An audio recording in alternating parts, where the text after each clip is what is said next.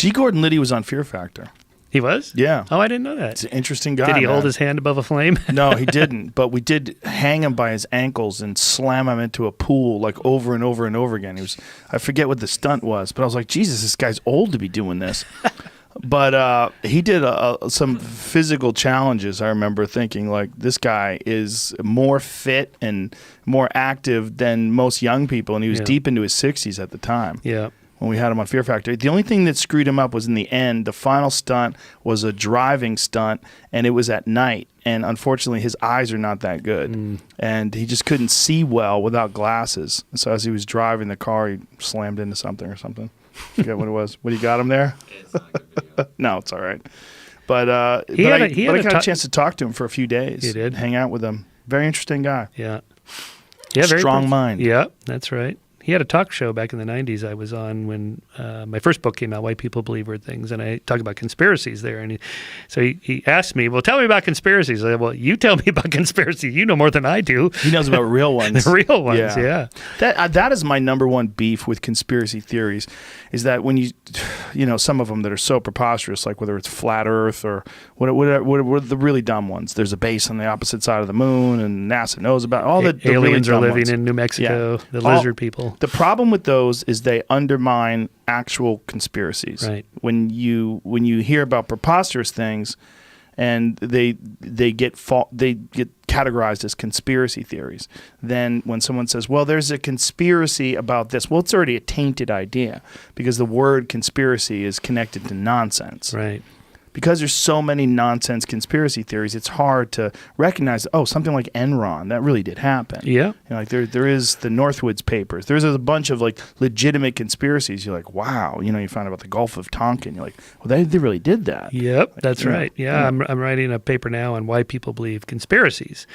And so I go through the whole list of all the psychological things, but I end with the whole second half is because a lot of them are true. And there are reasons we should be suspicious. Yeah. Just think of the WikiLeaks or the Panama Papers.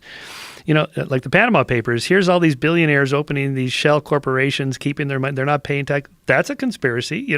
By definition, two or more people meeting in secret to conspire to benefit themselves that harms the public good or other people. This happens a lot. In the U.S. government, in corporations, there's a reason we should be suspicious. There is, but what is it about people that want to look for a conspiracy in everything, even if it's they want to see contrails behind jets as evidence of the government spraying things in the sky to control our minds. Right. So the sort of baloney detection tools are not too finely tuned. The problem is that the tendency is to look for some global, simple explanation for complex systems. So while we all kind of recognize, yes, we know corporations cheat and stock traders trade with inside information, but that's kind of small and mundane. It's not very interesting. Global domination of the world. This is, who's doing that? So then it becomes like a Dan Brown novel. It's more compelling as a narrative story about how the world works. It's super simple. There's these 12 guys in London called the Illuminati, and they're calling the shots, and they're controlling the Bilderberger the group. Bilderbergers, the Rockefellers, the Rothschilds, the Illuminati, the CFR, the New World Order. Yeah. George Soros is doing it. He's a part of it. Oh, totally. That's what I hear. He's number 13 in the Illuminati. There's so many different competing theories, too. So a couple of criteria. The more people that have to be involved, the less likely it is to be true. It was Gordon Liddy that told me this, that, three people can keep a secret if two of them are dead. People can't keep their mouth shut. And also, he would know because he worked in government, most people are pretty incompetent. Yeah. So the idea that you could orchestrate 1,000 people and each of them is going to go out and do this one thing at 9 o'clock Tuesday, and it's all going to come together just perfect. Impossible. Yeah. And he should know. I mean, they couldn't even break into the Watergate Hotel room to get these papers. Well, it's also who is getting into government in the first place. Are they the geniuses of the world, the heads of their field, or are they people that just decided to get into a job? And this is a good percentage of the people that are involved in government. If those people know as well, these unexceptional folks that are just uninspired, they're also there. Do they? It's they. That's right. That's the they. Air quotes they. Do they really have the kind of wherewithal to control the whole world? Mind control. That's my Right, favorite. right, Mind yeah. control. PsyOps. I mean, this idea that operatives went into the World Trade Center buildings, both of them, two of the most tightly controlled and secure buildings in the world, and under the pretense of working on the elevators, managed to get into and break through the drywall to get into the main beams to wrap them up in explosive devices, this thermite stuff. And this would, we know how long it takes to demolish a stadium or a big building. They're there for weeks or months preparing all the explosive devices. Somehow they did this in the World Trade Center building without anyone noticing. Not to mention all the people that worked on this, they never told their spouses or friends or buddies or, what they were doing, or they didn't mention it to anybody. They don't want to go on CNN or 60 Minutes and go, I saw something and here's what happened. Nobody. Yeah. Well, anytime you have a gigantic catastrophe like that, just a gigantic, horrific event, there's so many emotions, there's so much chaos, there's so much going on that you're going to get a bunch of really wacky eyewitness accounts because people just aren't good at remembering things when they're under extreme duress. I mean, it's just a fact. They hear things, they remember explosions, they see things that aren't necessarily what was really in front of them. That's just, the human memory is one of the most flawed ways of gathering information. Right. It's terrible. We have terrible memories.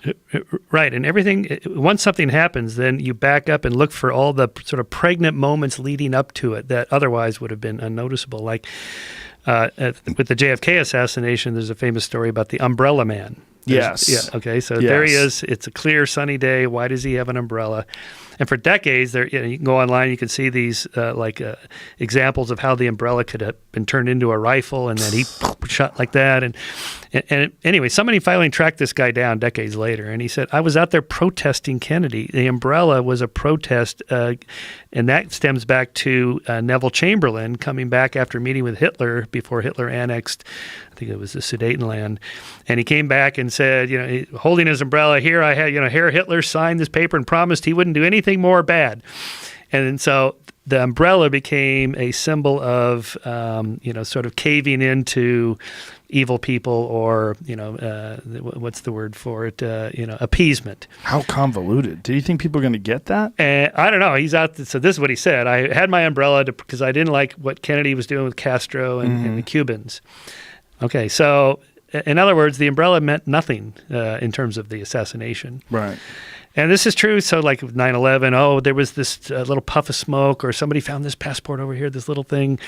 All those little things, really, it's just randomness. Well, the other thing is the people that want to think that the windows blowing out are indicative of some sort of controlled demolition. Right. Yeah. Or the buildings caving in. It's the floor pancaking. It pushes the air out. Yeah. That's it. Yeah. Well, there's never been a controlled demolition that went from the top down either. Like the way they did it, the plane slammed in. They all go from the bottom up, right? Yeah, it's the one that looks crazy is Building 7, Tower 7. That one looks crazy. It does, but it burned for like 8 hours or something, and that one's just slightly fuzzier, but explosive experts tell me that it's fully explicable by burning all day. Well, also, when you see the images of it collapsing, what you don't see is the interior structure had collapsed previously, and there's video of that where you watch the interior cave in, and that as this fire was burning, because apparently there was, obviously I don't know what happened, but there was diesel tanks apparently in the basement, and the diesel fuel had burned incredibly hot, and the whole inside of it, all the structure had been completely weakened, and then as it collapsed, it just all gave out. It just happened to be a shit design. If I was the guy who owned that building, I would sue everybody. I mean, he got his money back, I guess, because there's some insurance money, but what a terrible design. There was some issue with the legal insurance payout to the owner of the World Trade Center buildings, whether this was like one event or two events or one building or two, what is it? Was it? And the difference was between like $8 billion and $16 billion payout or something like that. Oh, wow.